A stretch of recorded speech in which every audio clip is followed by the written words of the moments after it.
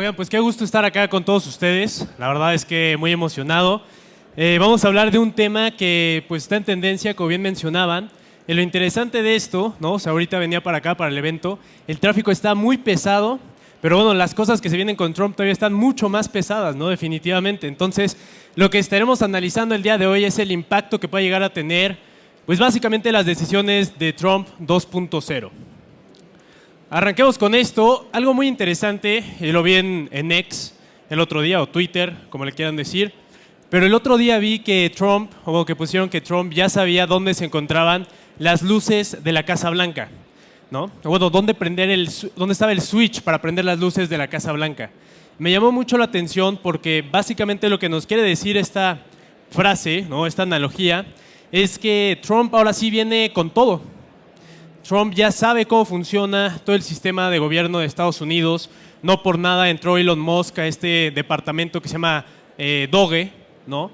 Que es el departamento de eficiencia del gobierno, que tiene como objetivo recortar gastos, ¿no? Por eso vemos a Musk con la motosierra de Milley, con el objetivo justamente de recortar empleos en el gobierno. Y también, ¿no? Muy radical en cuestión de, oye, pues ¿sabes qué?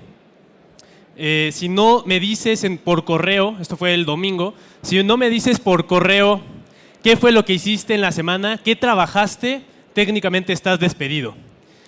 Entonces, bueno, estamos viendo definitivamente un Trump mucho más radical, mucho más contundente, y eso se vio en su primer día gobernando. En su primer día gobernando firmó 200 órdenes ejecutivas versus las 220 órdenes que firmó a lo largo de todo su primer periodo presidencial. Eso es una locura. Y firmó órdenes ejecutivas tan contundentes como, por ejemplo, esta parte de salirse de la OMS, firmó la parte de convertirse en un epicentro de Bitcoin, ¿no? Tienen como objetivo que haya una reserva federal de Bitcoin, por así decirlo, ¿no? En donde se quieren comprar aproximadamente 1 millón de Bitcoins. De momento, Estados Unidos tiene 200,000, evidentemente tiene que pasar por el Congreso y todo, lo tienen que aprobar. Pero es muy interesante cómo pues, han cambiado las perspectivas de Trump, porque estamos hablando de que en su periodo anterior pues, era anti-Bitcoin y ahora pues, bueno, ya es pro-Bitcoin, ¿no? Controla ambas cámaras en el Congreso de Estados Unidos, lo que le va a permitir que su gobierno sea mucho más agresivo, y eso lo va a tener durante 2 años. Entonces, esa ventana de tiempo le va a permitir ser, como les mencionaba, mucho más contundente. Y bueno, evidentemente su estrategia conocida son los aranceles estratégicos, que eso es básicamente lo que le ha estado poniendo la soga en el cuello a nuestra presidenta Claudia Sheinbaum y también a Trudeau, ¿no? Que bueno, técnicamente Trudeau pues ya va de salida. Algo muy interesante también con relación a esta parte de poner la soga en el cuello, ¿no? De apretar. Habíamos visto que bueno, técnicamente Estados Unidos ya le iba a poner unos aranceles del 25% a México y a Canadá para el 2 de febrero, ¿no? Ya iban a entrar en vigor técnicamente el 2 de febrero, se aplazaron, dijeron que iba a ser el 4 de marzo, literalmente esta semana, la semana pasada, y ahorita acaban de decir que se va a aplazar hasta el 2 de abril. Algo muy interesante que dicen diferentes analistas y medios es que hay 3 Donald Trumps. El primer Donald Trump es básicamente el de los medios, el que habla de la oposición, ¿no? El que dice que va a destruir el país, etcétera, etcétera, etcétera. Ese es un Trump. Luego tenemos otro Donald Trump, que es el Donald Trump que sale a hablar y que sale a decir las cosas y que sale a decir que va a poner aranceles y que sale a decir que va a presionar a todas las, básicamente a todos. En Europa les quiere poner 25% de impuesto, México 25%, Canadá 25%, presionó a Petro, ¿no? Justamente porque no quería llevarse en este avión a los inmigrantes, ¿no? También con aranceles. Entonces vemos que constantemente está hablando. Por una cosa muy distinta es lo que está diciendo y otra es justamente cómo está accionando, cómo está actuando. Entonces lo que estamos viendo es que sigue pateando la lata. ¿Hasta cuándo la va a patear? No sabemos. Lo que sí menciona Donald Trump es que le va a dar chance pues, a Canadá y a México a que sean más contundentes con toda la parte de las fronteras, la seguridad, sobre todo un tema muy importante que son los opioides, fentanilo, todo eso, y ver cómo va evolucionando, ¿no? Entonces, pues ya también Sheinbaum quiere hablar con él y vamos a vivir 2 años muy interesantes de muchísimo movimiento, que es justamente lo que les pongo por acá. 2 años de muchísimo, muchísimo movimiento en donde básicamente Trump va a estar presionando bastante a México y a Estados Unidos. Ya dijo que no se quiere sentar a negociar con los tres al mismo tiempo, sino que va a negociar con cada uno de ellos, ¿no? ¿Qué va a pasar? No tenemos idea. Definitivamente va a haber mucha incertidumbre. Y algo muy interesante de lo que ha mencionado Trump o de lo que ha dicho Trump es que o produces en Estados Unidos y tienes beneficios fiscales o produces en el extranjero y te cobramos aranceles. Así de fácil. Y muchos, obviamente la oposición lo presiona demasiado y lo que le está diciendo es, oye, pero es que si tú subes los aranceles le vas a dar un balazo en el pie a la economía. Dice, sí, pero prefiero darme un balazo en el pie ahorita a que después vivamos las consecuencias, ¿no? Que la economía de Estados Unidos viva las consecuencias. Por eso quiere traer la producción a Estados Unidos.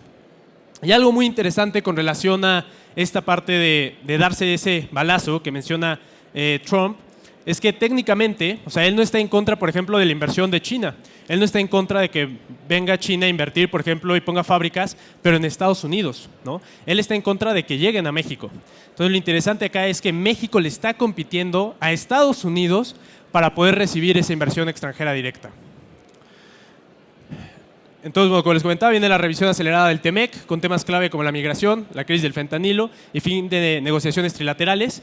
Y ya por último, con relación a esto, si Donald Trump lo hace muy bien en los primeros 2 años de su mandato, que le quedarían otros 2 al final, ¿no? O sea, estos 4 años, muy probablemente el Partido Republicano se quede porque viene detrás de él J.D. Vance, ¿no?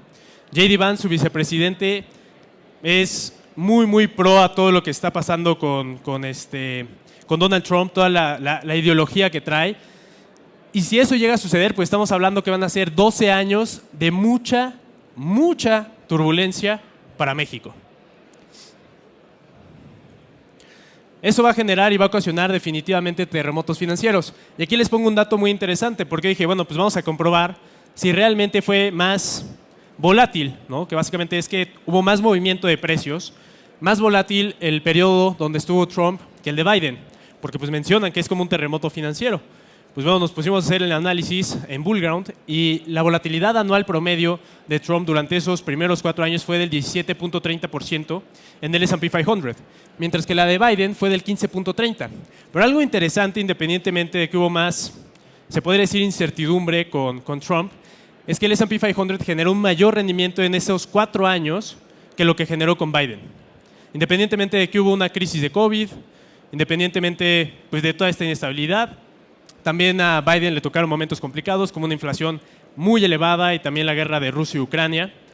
Pero bueno, lo que sí vamos a ver con Trump es que se va a mover bastante los mercados y se pueden llegar a mover de un momento a otro, ¿no? Tal cual falta con que ponga una publicación en su red social que es Truth Social, que ahí les recomiendo que sigan una página en Twitter o en X, que básicamente te dice...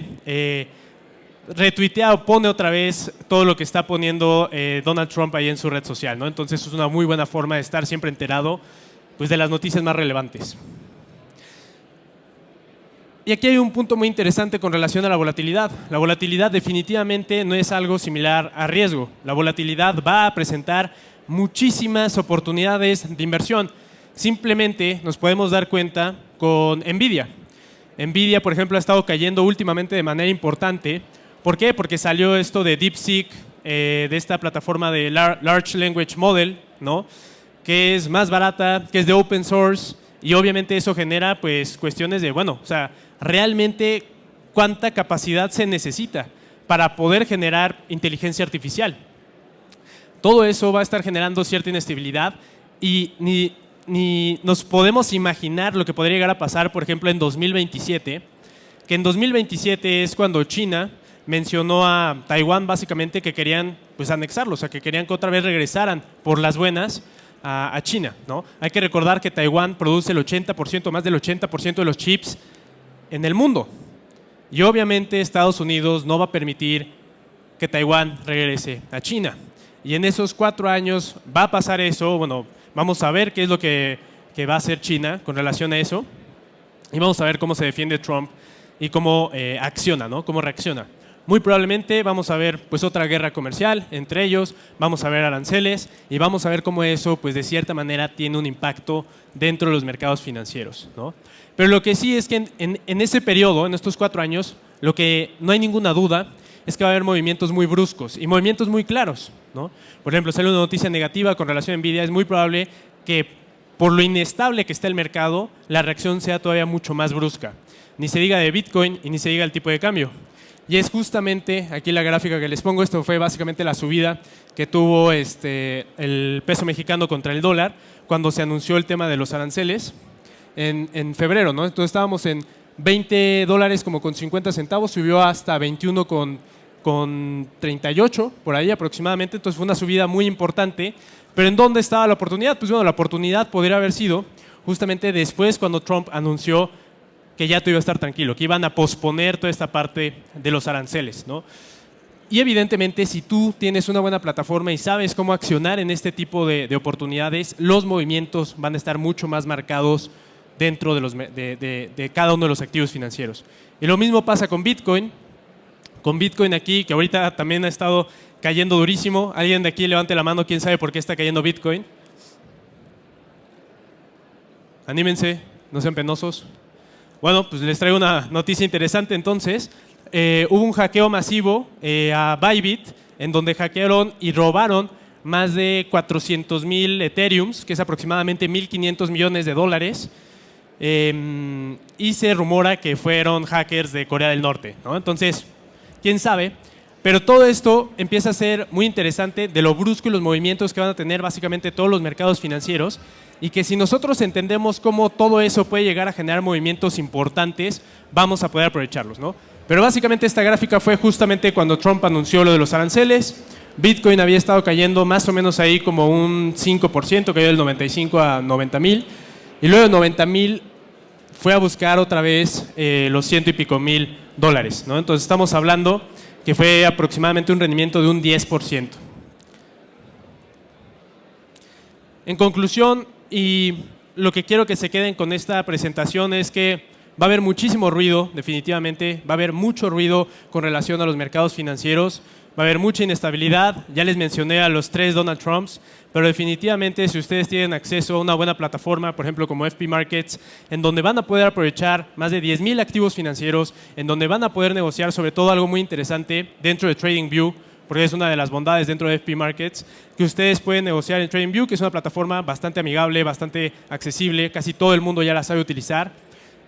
Van a poder estar aprovechando este tipo de oportunidades en donde, pues bueno, todo el mundo va a estar viendo incertidumbre, ¿no? Entonces, pues nada, espero que les haya gustado esta presentación y que tengan mucho éxito en sus inversiones en los siguientes 4 años.